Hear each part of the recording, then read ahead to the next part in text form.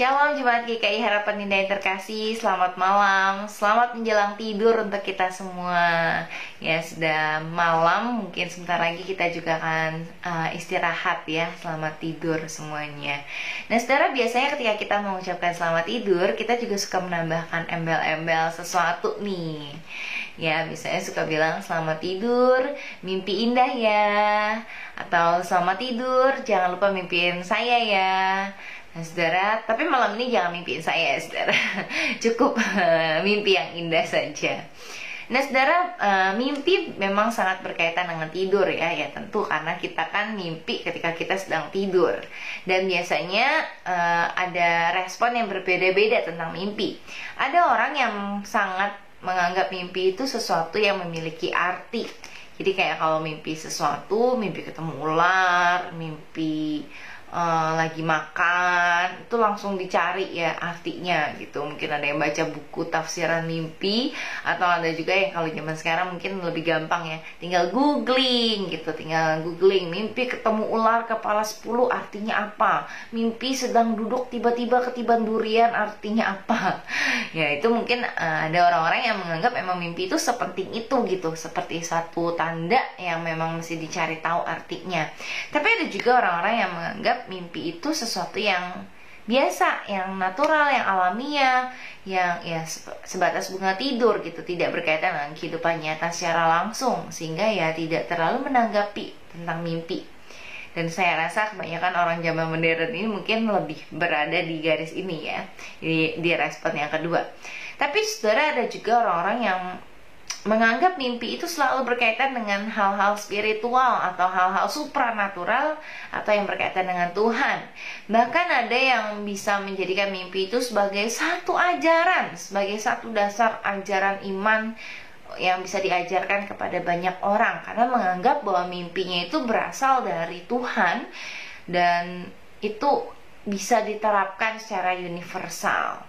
Nah saudara, malam hari ini kita mau sama-sama merenungkan bagaimana seharusnya sikap seorang anak Tuhan ketika mendapatkan mimpi yang mungkin sangat menggelisahkan untuk kita ya. Mungkin kita sama-sama mau baca dari satu bagian firman Tuhan. Ini sebenarnya saudara baca kisah lengkapnya. Mungkin sebelum tidur ini bisa baca kisah lengkap daripada firman Tuhan ini supaya dapetin gambaran ceritanya. Tapi saya akan bacakan hanya dari satu ayat saja. Daniel pasal 2 ayat 47. Berkatalah raja kepada Daniel, sesungguhnya lah Allahmu itu Allah yang mengatasi segala Allah, dan yang berkuasa atas segala raja, dan yang menyingkapkan rahasia-rahasia, sebab engkau telah dapat menyingkapkan rahasia itu. Ini adalah perkataan Raja Nebukadnezar kepada Daniel setelah Daniel berhasil memberitahukan mimpi beserta dengan artinya. Ya saudara, singkat ceritanya, waktu itu si Raja Nebukadnezar dapat mimpi dari Tuhan, tapi dia nggak tahu artinya. Dia panggil para ahli untuk memberitahukan mimpi itu beserta artinya. Jadi dia nggak kasih tahu nih mimpinya apa. Dia pengen kalau para ahli itu benar-benar ahli, mereka harus tahu dong mimpinya dia apa, sehingga mereka bisa nafsirinnya dengan benar.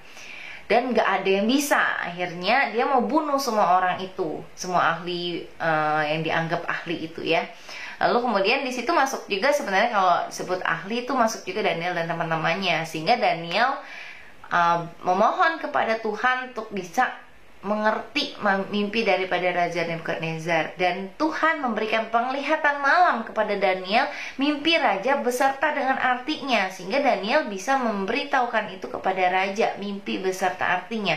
Dan raja mengungkapkan kalimat ini bahwa dia tahu sekarang bahwa Allah Daniel ini adalah Allah yang mengatasi segala Allah, adalah Allah yang berkuasa atas segala raja. Kenapa? Karena cuma Allah Daniel yang bisa mengerti mimpi yang bahkan dia tidak ucapkan beserta dengan artinya yang luar biasa sekali.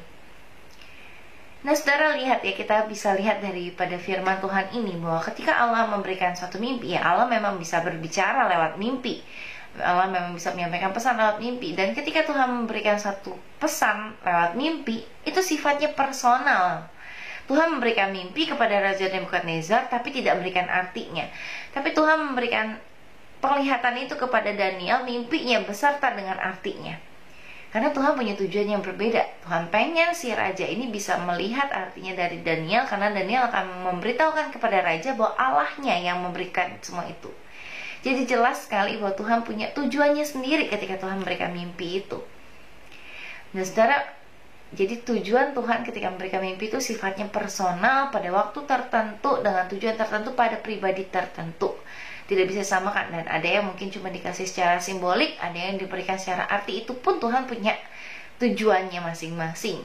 Sehingga mimpi itu tentu tidak dapat dijadikan sebagai dasar iman, apalagi dijadikan satu pengajaran yang sifatnya universal diberikan kepada banyak orang. Karena mimpi itu sifatnya personal. Nah, kalau kita tanya di zaman sekarang, Tuhan masih berbicara lewat mimpi nggak? Ya, saudara, tentu kita tidak bisa menutup kemungkinan Tuhan bisa berbicara lewat siapa saja. Intinya begini, Tuhan itu paling mengenal setiap anak-anaknya. Tuhan tahu gimana caranya ngomong sama si A supaya dia bisa lebih ngerti. Mungkin itu berbeda dengan cara ngomong sama si B supaya dia bisa lebih ngerti isi hatinya Tuhan. Nah, mungkin untuk orang-orang tertentu yang memang mungkin sangat percaya terhadap mimpi atau apa, ya Tuhan punya alasannya sendiri, sehingga Tuhan harus menggunakan mimpi untuk berbicara, memperingati atau memberikan teguran kepada orang-orang tertentu. Tetapi bukan berarti semua mimpi itu dari Tuhan. Maksudnya bukan berarti semua mimpi itu Tuhan punya maksud tertentu gitu, enggak. Ada ya, memang mimpi pada dasarnya manusia bermimpi itu hal yang wajar, yang naluriah saja gitu. Tapi mungkin ada mimpi-mimpi yang cukup menggelisahkan bagi kita. Nah, ketika kita menghadapi mimpi-mimpi yang menggelisahkan sebagai anak Tuhan nih, jelas kita tahu bahwa tidak ada satu mimpi pun yang boleh datang ke dalam tidur kita tanpa izin daripada Tuhan tentunya.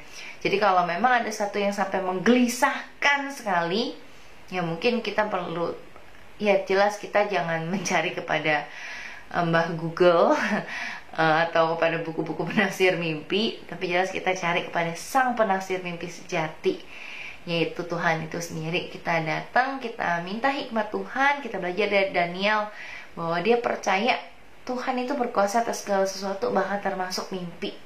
Jadi ya datanglah kepada Tuhan, minta hikmat Tuhan. Kalau mimpi itu bukan sesuatu yang penting, ya minta Tuhan berikan kita damai sejahtera, sehingga kita tidak perlu lagi mikirkan mimpi itu.